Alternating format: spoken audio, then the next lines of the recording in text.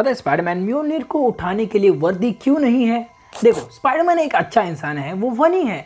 उसने कैप्टन को भी बराबरी की टक्कर दी थी और थैनोस के मुक्के को भी सरवाइव कर गया था। ओवरऑल वो पावरफुल तो है, पर सवाल ये है कि वो वर्दी क्यों नहीं है।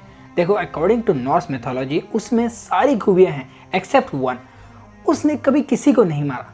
नॉर्स मिथोलॉजी का मानना है कि किसी कमजोर को बचाने के लिए तुम्हें विलन्स, बैड गाइज को मारना पड़ेगा। वेल, अब बाकी स्पाइडरमैन को भी देख लो, उन्होंने कभी किसी को नहीं मारा। Goblin, doctor octopus, electro.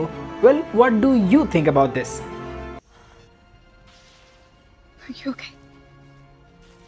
Tony ने एडिथ को क्यों बनाया? मतलब उसके पास इतने पावरफुल सूट्स है दुनिया को बचाने के लिए, आयरन लीजन आर्मी है, पर फिर भी उसने एडिथ ड्रोन्स को क्यों बनाया?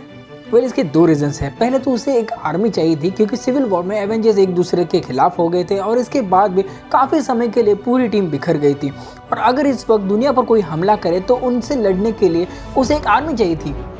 और जब से एज ऑफ अल्ट्रॉन में अल्ट्रॉन प्रोजेक्ट सक्सेसफुल नहीं हुआ था, इसलिए उसने दोबारा रोबोट्स नहीं बनाए because he always learn from his mistakes. इसलिए उसने ड्रोन्स में एडिथ को इंस्टॉल किया और अगर वो ड्रोन्स आउट ऑफ कंट्रोल भी हो जाते हैं अल्ट्रॉन की तरह, तो वो और स्पाइडरमैन मिलकर दोनों से रोक सकते हैं। और दूसरा रीजन ये है कि टोनी उसके मरने के बाद भी दुनिया को बचाना चाहता था, इसलिए उसने एडिथ का कंट्रोल सिर्फ स्पाइडरमैन को दिया।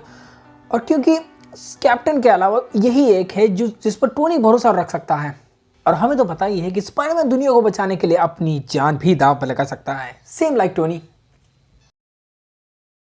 Top 4 inventions by Tony Stark.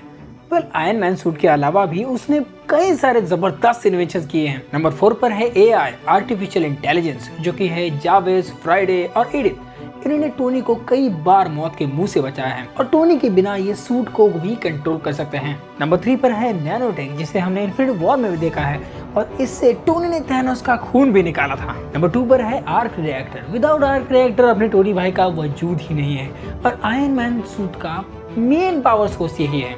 Number 1 पर है टाइम मशीन। ये नंबर 1 इसलिए है क्योंकि इसके बिना एंड गेम में बाकी सारे एवेंजर्स को वापस लाना लगभग नामुमकिन था। माफ करना, हाफ ऑफ द पॉपुलेशन।